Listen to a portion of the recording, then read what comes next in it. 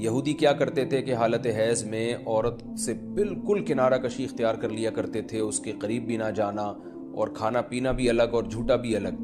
تو بعض مذاہب میں کوئی فرق ہی نہیں تھا کہ حالت حیض اور پاکی کی ایام میں۔ تو جب اسلام دنیا میں آیا تو صحابہ کرام کو یقیناً یہ خیال پیدا ہوا کہ بھئی اب اسلام کے اس بارے میں کیا احکام ہیں کہ جب خواتین مینسز کی حالت میں ہوتی ہیں شادی شدہ، تو کیا ہم ان سے ہم بستری کر سکتے ہیں یا نہیں کر سکتے، کیا اس کے احکامات ہیں۔ تو اللہ نے صحابہ کے سوال کو اور پھر اپنے جواب کو قرآن مجید کا جز بنا کے نازل کر دیا۔ وَيَسْأَلُونَكَ، اور یہ لوگ آپ سے سوال کرتے ہیں، عن المحیض، حیض کے بارے میں۔ تو حیض کے بارے میں سوال نہیں تھا، اصل میں سوال یہ تھا کہ حالت حیض میں زوجہ سے ہم بستری جائز ہے یا نہیں ہے، تو قرآن نے اس کی طرف اشارہ کر دیا۔ قل، اے نبی آپ ان سے کہہ دیجئے، ہوا اذن، اذن اصل میں تکلیف کو بھی کہتے ہیں، گندگی کو بھی کہتے ہیں، تو یہاں گندگی مراد ہے کہ وہ گندگی ہے۔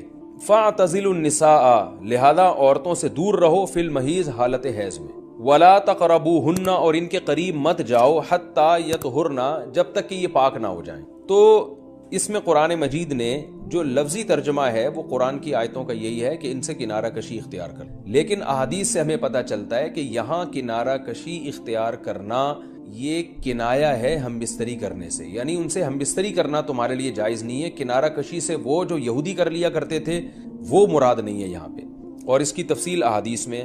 تو قرآن نے چونکہ صاف لفظوں میں جماع کا ہم بستری کا ذکر نہیں کیا، تو صرف کنایوں سے کام لیا ہے قرآن مجید نے۔ فَاعْتَزِلُوا النِّسَاءَ، ان سے اعتزال کرو، یعنی دور رہو ان سے۔ دور رہنے کا مطلب صرف دور رہنے سے یہ مراد ہے، صحیح حدیث ہے، نبی صلی اللہ علیہ وسلم نے فرمایا، اصنعوا کل شیء الا النکاح، حالت حیض میں اپنی زوجہ کے پاس تم جا سکتے ہو، سب کچھ کر سکتے ہو سوائے جماع کے۔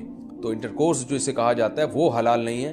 تو باقی نبی صلی اللہ علیہ وسلم نے فرمایا کہ ایسے کنارہ کشی کے بالکل اس کا جھوٹا نہ پیو اور بالکل دور ہو جانا، اس کی اسلام میں اجازت نہیں ہے، اور نہ بستر الگ کرنے کی ضرورت ہے۔ تو یہ سارے قرآن کے کنائے ہیں۔ کنایا کا مطلب ہوتا ہے کہ آپ صرف اشاروں میں بات کر رہے ہیں، صراحتاً بات نہیں کر رہے۔ تو میں اس میں نقطے کی بات بھی بتاؤں گا کنایا کیوں ہے، کہ فَاعْتَزِلُوا النِّسَاءَ فِي الْمَحِيضِ، عورتوں سے حالت حیض میں دور رہو، وَلَا تَقْرَبُوهُنَّ، ان کے قریب مت جاؤ۔ تو یہ قریب جانا بھی اصل میں جماع اور ہم بستری سے کنایا ہے، یعنی اشارہ ہے ہم بستری مت کرو۔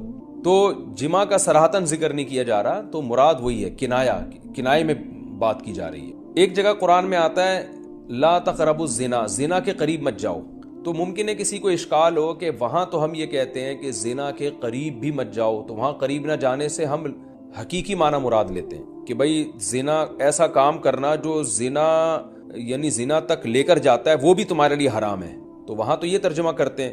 تو یہاں بھی وہی ترجمہ ہونا چاہیے، ولا تقربوهن، ان عورتوں کے قریب بھی مت جاؤ، یا مطلب کیا ہے کہ اس گھر میں بھی نہ رہو، اس کمرے میں بھی نہ رہو جہاں تمہاری جو بیوی رہتی ہے جو مینسز کی حالت میں ہے۔